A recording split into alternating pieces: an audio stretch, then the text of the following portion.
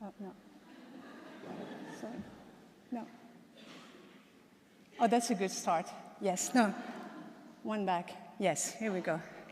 So thank you for your introduction. I'm going to talk about my research on rigid solvent gels in paper conservation. But just before diving into presenting the research and the main results, I want to reflect on the project itself. So when I wrote my research proposal, I was inspired by research that had been done in biology and biomedicine, and I was envisioning research in gels used in other fields that could better serve paper conservators.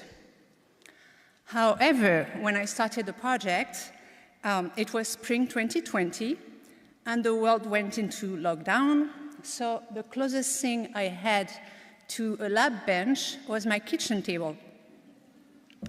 Having to homeschool a young child at the same kitchen, I ended up in the food section of the grocery store looking for edible gelling material. So at some point,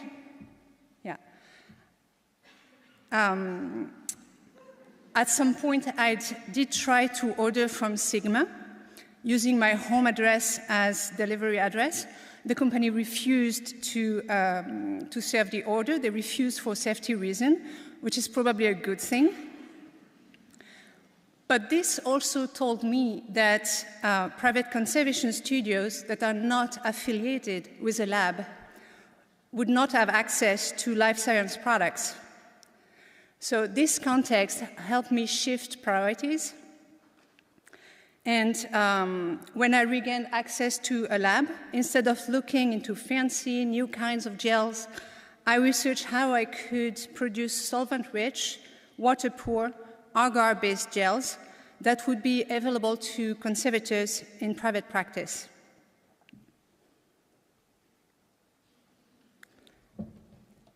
So I listed the following specifications for the solvent gels that I wanted to make. I wanted the gels to be available to conservators in private practice. The making of the gel needs to be relatively simple, and ingredients need to be easy to get.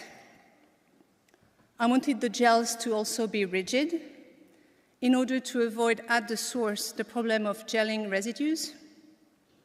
So a gel texture can be either soft, paste-like, think toothpaste or ketchup, and gelling residues will then remain in the paper. Or gel can be rigid, like Jell-O, gummy bears. It holds its own shape, and it can be lifted in one piece. I wanted the solvent gel to contain as little water as possible and as much solvent as possible in order to increase efficiency of the treatment. The gels should also be versatile. I wanted to explore the possibilities of preparing gels with polar and non-polar solvents. Cheap was an important criteria, and low toxicity was also highly desirable. So, of course, I was not the first person to think it would be great to use rigid solvent gels for the removal of pressure sensitive tape, or PST. Solutions exist, however, none of them ticks all these boxes. So, for instance, rigid gels that are ready-made, they exist, they can be bought off the shelf, but they are not cheap, and they are only compatible with a limited range of polar solvents. And in order to introduce non-polar solvents in a rigid gel, there's a smart solution, which is to use emulsions, micro droplets of non-polar solvent that would be suspended in a water phase, can penetrate the rigid hydrophilic gel network. However, emulsions have a high water content, which is a drawback because water can stain paper. And another problem is that emulsions also contain surfactants, and surfactants could remain as a residue in the paper after treatment.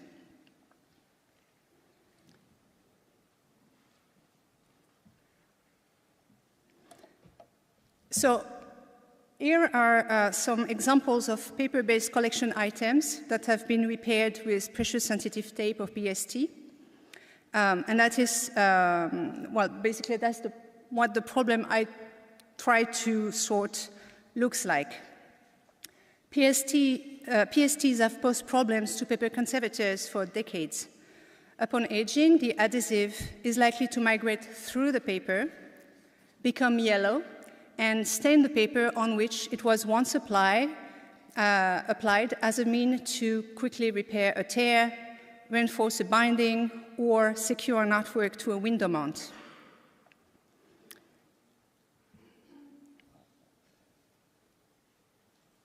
The treatment strategies to remove tape from paper can be classified into two main categories: the solvent-free methods that are generally implemented to remove the carrier layer and the adhesive sitting on the surface of paper, and the solvent methods that are useful to remove the adhesive on and in the paper.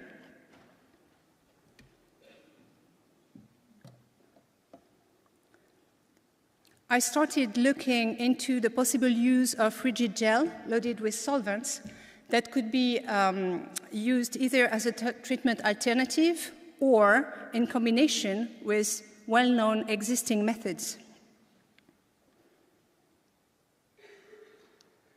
So ideally, when using solvent gel, we want the solvent gels to work the way depicted here. The liquid is held by the gel, which is the solvent portion. The liquid is the solvent portion, sorry, and it would solubilize the adhesive. Then the porous network of the gel, which is the solid portion of the gel, would absorb the dissolved material by capillarity. Well, that's what we want. However, paper being a porous substrate, there is a risk that the liquid would migrate from the gel to the substrate, resulting in a partial cleaning and residual stain, which basically can be summed up as moving the stain around. So the question to solve was how to make solvent gels that would be used in paper conservation for the removal of PST adhesive and how to use them.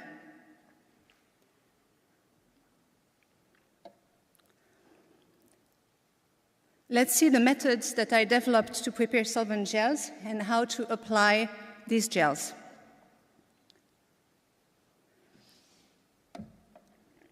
Paper conservators are generally familiar with agar, a rigid hydrogel used for water-based treatment. It is easily available, easy to make. Agar is also cheap and edible. However, it contains water, lots of water. A 95% agar gel would be 95% water. So how to replace water by organic solvent in the agar gel without affecting the gel structure? Water is miscible with the more polar solvents, but non-polar solvents are not compatible with water-based gel network, and that's the hurdle. How to make these solvents go in the gel?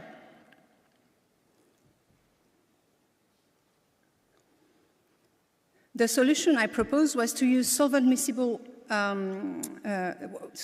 solution I proposed was to use a solvent that is miscible in both water and non-polar solvents, like ethanol, as a co-solvent.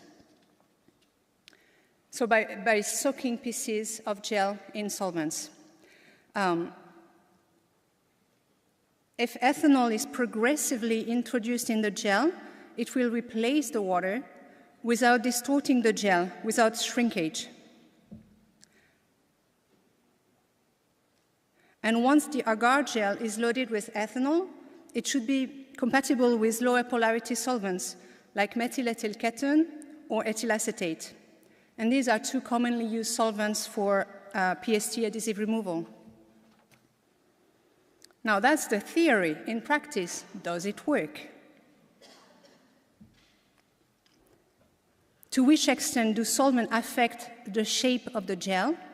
And what is the proportion of each solvent in the gel?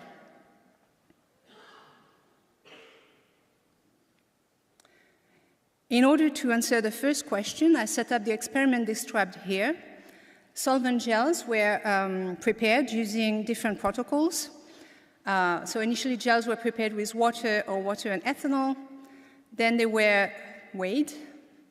Then they were immersed in different solvent baths using 6 different protocols, and then weighed again. Then I could calculate the shrinking rate between those 2 weights.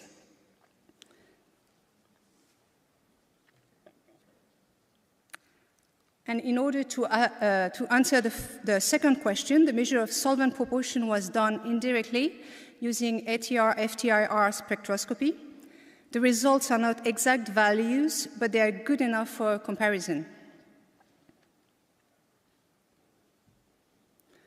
Now, this chart summarizes the results of both the weight study and the FTIR analysis for agar-gels loaded with methyl ethyl ketone.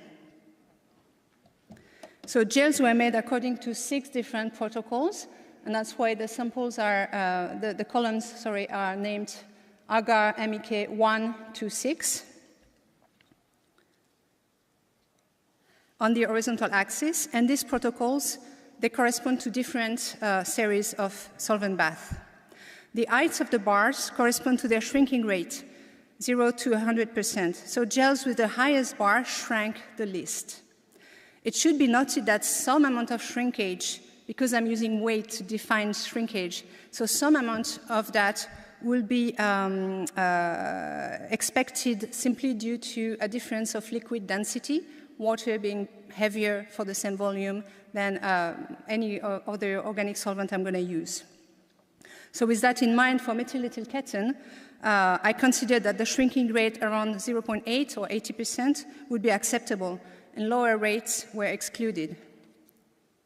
Now the color code is explained in the legend: green for ethanol, red for methyl ethyl ketone, and blue for water. So with that in mind, I wanted to select gels containing a lot of red, a lot of MEK, and as little blue as possible, as little water as possible. So this is my selection. For gels prepared with methyl ethyl ketone, I defined that the protocol numbered 3, 5, and 6 worked. And methyl ethyl ketone is a relatively polar solvent. Do the same protocols work for gels prepared with lower polarity solvents, such as ethyl acetate? This is the result for ethyl acetate. It's poorly miscible in water, which hinders the ingress in the gel. It's also a heavier solvent than methyl ethyl ketone, so the acceptable shrinking rate was slightly higher, around 90. That is where I drew the line for ethyl acetate. And here again, protocols 3, 5, and 6, they're also the ones that work the best because the columns are higher, there's a lot of solvent and very little water. So, those are the 3 steps to make rigid solvent gels from agar. Step 1, make the agar gel. Step 2, progressively increase the proportion of ethanol in the gel by soaking them. And step 3, replace ethanol by methyl ethyl ketone or ethyl acetate, again by soaking the gels. Let's see what worked and what doesn't work when making those gels. So I start with the last column on the graph, the recipe number 6, or the protocol number 6. The gels were made initially using 75% water, and after cooking the gel, I added 25% ethanol. Then so during the cooling phase of the agar, then the gels were soaked in jars containing increasing proportion of ethanol, 50%, 75%, then 100%, before soaking them in ethyl acetate. And that protocol we've seen in the graph previously, it worked. Now let's compare it with gels for which it didn't work. So that was the protocol number 2. The gel was initially prepared the same way with 75% water, 25% ethanol, but then I skipped the middle step, soaking in ethanol. As a result, even after soaking in ethyl acetate, the gels still contained mostly water. The solvent exchange did not occur because the low polarity ethyl acetate could not penetrate in the hydrogel network. Another recipe that didn't work was the one numbered 4. I took a shortcut here and jumped directly from 50% ethanol to ethyl acetate. This did not work either, and actually the gel shrank a lot, so much that it was not flat anymore, and so not flat, so not usable. And that told me that soaking in, the gels in 100% ethanol before immersion in ethyl acetate was essential. So with this experimental approach, I developed a method that, with which I was able to make almost water-free agar-based gels that can be loaded with polar and non-polar solvents. Now, we've seen how to make those gels, and I'd like to look at how to use them. So I selected a couple of case studies of objects that I could not have treated successfully without solvent gels.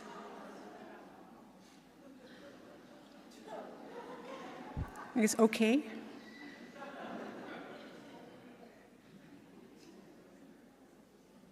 Yeah.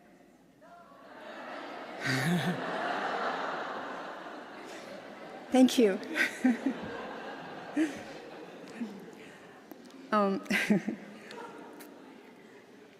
So let's go back to the case study. This one is drawing with black ink and white paint on tracing paper. And the two pieces of tracing paper are actually joined in the center.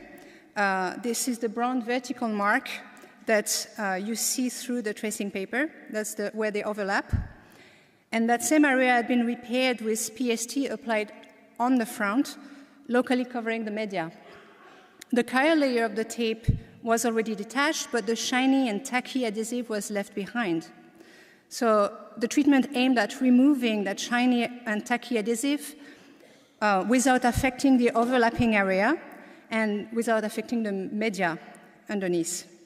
So rigid solvent gel seemed like a good option to lessen the adhesive residues with minimal mechanical action.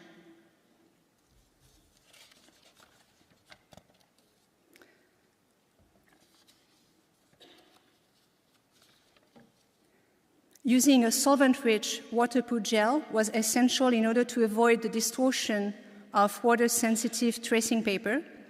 And for this treatment, I used the ethyl acetate loaded agar gel prepared according to the protocol number 6 that we've seen before. And I did repeated short-time application to gradually soften and pick up the old adhesive from the paper and media. So on the photo at the bottom of the screen with the snake, you can see that the gel is applied on the object with a transparent piece of mylar on top to slow down solvent evaporation. And I do not put the weight on top of the gel because I don't want to press it. If I was to put the weight on top of the gel, it would be like pressing a sponge to absorb a spill. Well, it doesn't really work. Instead, you want the liquid to circulate between the gel and the adhesive underneath, but without spilling. On the photo on the right, you can see the adhesive sheen is gone, which was the treatment goal. So in this first example, the paper is a rather dense, not really porous paper. The second example is one where the PST was used to repair the binding of a children's book. The adhesive migrated in a rather porous substrate, which is the cover made of paper and board.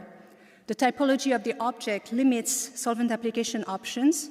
And here I decided to use solvent gels, and the interesting question lies in the application method.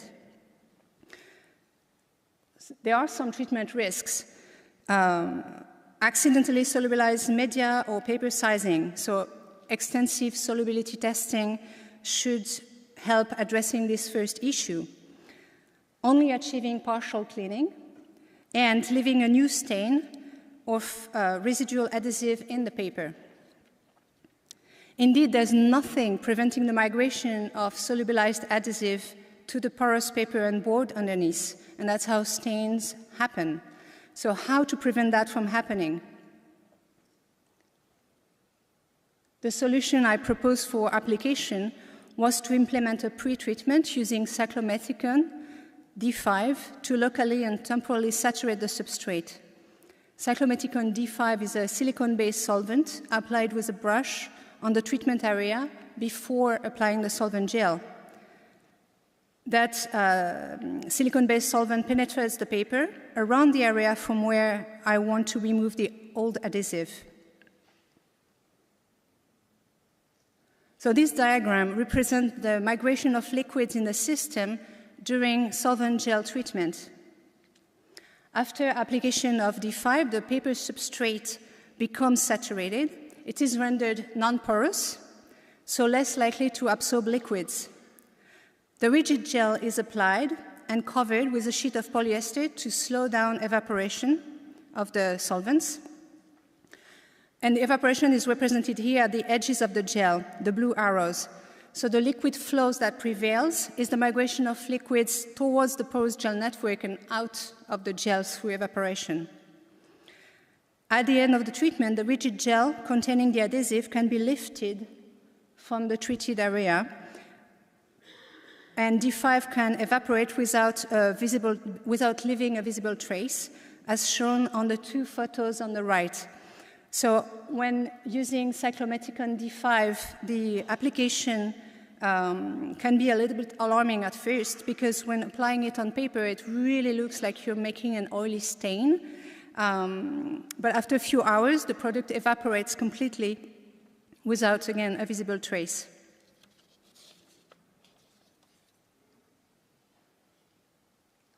So for the treatment of the book, I prepared squares of gels.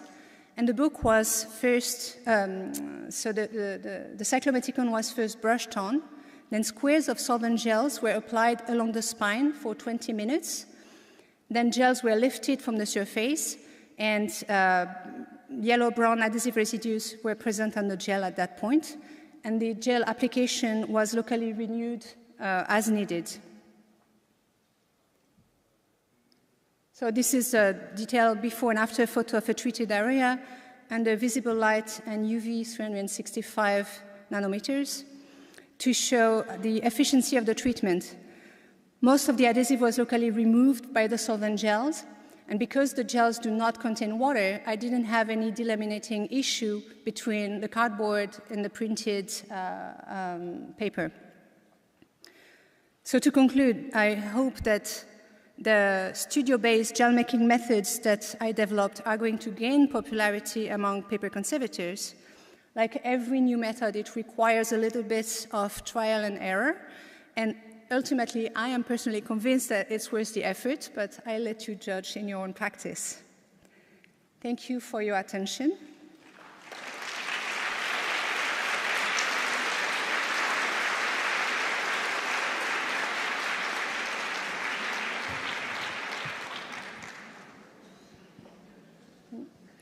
Thank you, Françoise.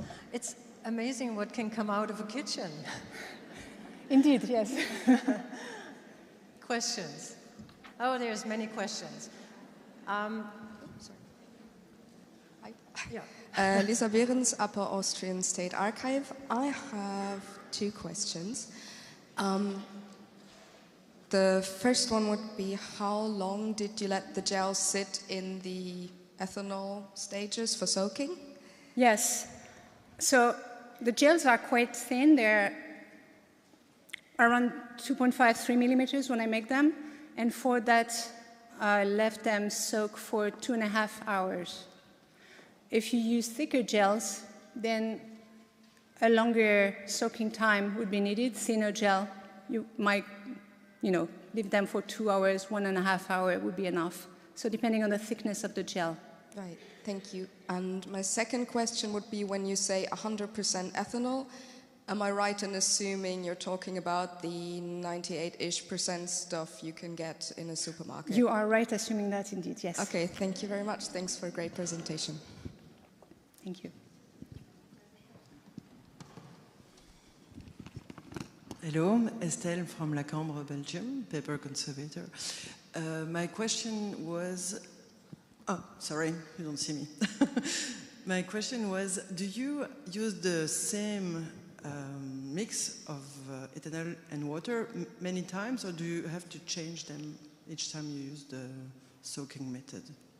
Okay, yeah, so when preparing gels, basically, it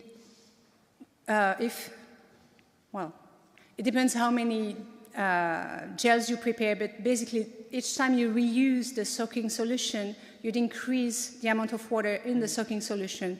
So there is like a good balance to be found. But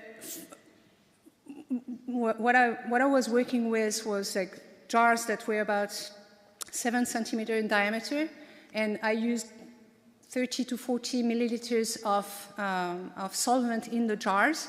And for that, you can safely use strips of gels that would fit at the bottom of the gel and be like 1 centimeter wide. I could use 3, 4, 5 strips of gels in those jars. And in practice, I would reuse the soaking solution if I have a lot of tape to remove. But for the purpose of the experimental work, I only use the soaking solutions once to make sure everything is fresh and the solutions are fresh. But in a private practice, you could definitely reuse the jars. Importantly, use the 100% or the 96 or 99% ethanol before the ethyl acetate or methyl ethyl ketone or other solvents you want to use for removing the adhesive. So the 100% at the end is the key base for a successful ingress of the non-polar solvent in the gels.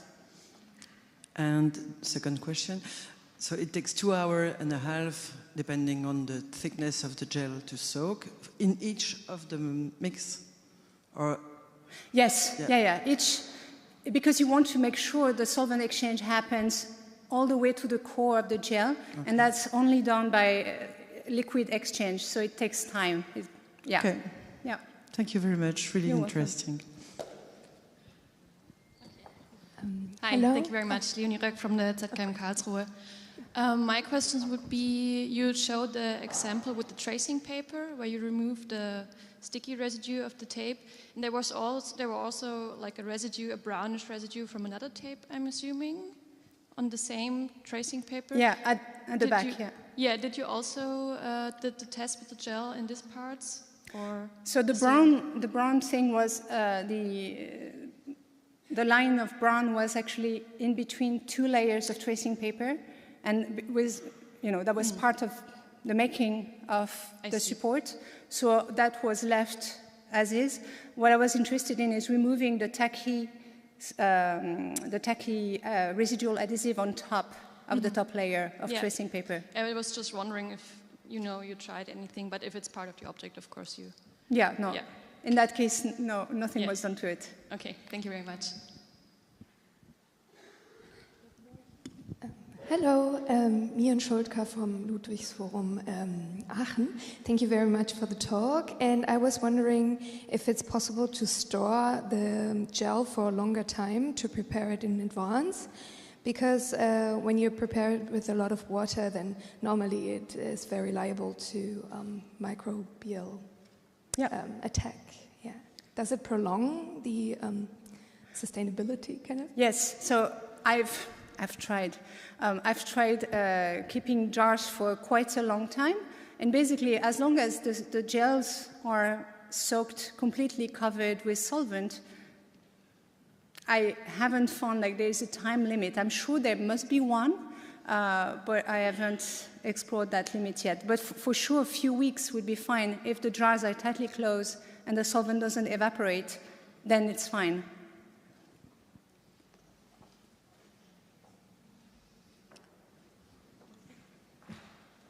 There are 2 more questions.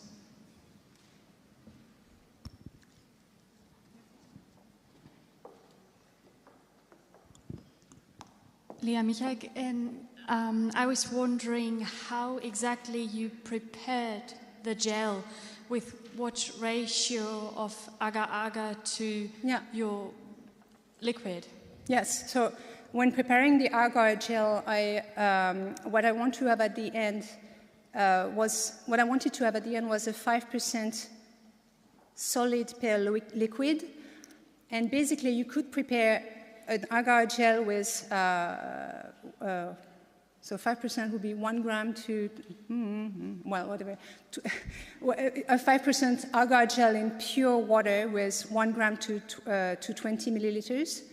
But in my presentation for these results, what I did was to use 15 milliliters of water and 25 milliliters of ethanol that I added once the gel is cooling down. So when you prepare the gel, you need to mix the solid portion, the powder, and water, heat it in I use a microwave, so in a microwave, and then when it cools down, add the ethanol to kind of have already mixed ethanol and water gel, which is the base from which you start soaking these pieces of gel in 50% ethanol and water, 75, 100, etc. But you could equally start with 100% agar and water gel, and then do the same sequence, eventually starting with 25% ethanol. So it takes a little bit longer, but that's also doable. Okay, and then I have a second question. You tried replacing water with ethyl acetate and methyl ethyl ketone. Yes. Because both of that work, does that mean that this method should, in theory, be viable for all non-polar solvents? So I haven't tried all the solvent on Earth, but I've tried with diethyl carbonate as well. It works, and acetone. That's also quite straightforward. So those are solvents that I've tried. I haven't checked with the FTIR results. I only did those with methyl ethyl ketone and ethyl acetate. But from practice, the two other solvent, acetone and DEC, diethyl carbonate, works as well. Thank you very much. You're welcome. So we have time for one. Yeah, we have one more question. Thank you very much, first of all, for the really interesting talk. I'm really interested to hear more about the cyclomethicone D5. Yes. If that would have a risk of causing tide lines on dirty papers, and if you would first humidify the paper to avoid that, or and is the function of this chemical to wet the paper? So the risks of application of cyclomethicone on paper, basically, is the question. And the benefits. And what? Huh? The benefits. The benefits, sorry, yeah. So the benefits is just to avoid the migration of liquid to the substrate rather than up to the gel. Mm-hmm. So it's by reducing porosity of the substrate, the flow of liquid goes preferably up to the gel. And the risk for paper, because it's a silicone-based solvent, in theory, it should not interfere with anything carbon-based. However, I haven't seen visible trace on any paper that I've tried and tested, and I haven't seen any sort of literature saying, oh yeah, there is actually a side effect. I would be very careful with modern material, inks, media, etc. If there is friable media in particular, what I have seen was also changing the appearance because it moves the particles, so that could be a risk.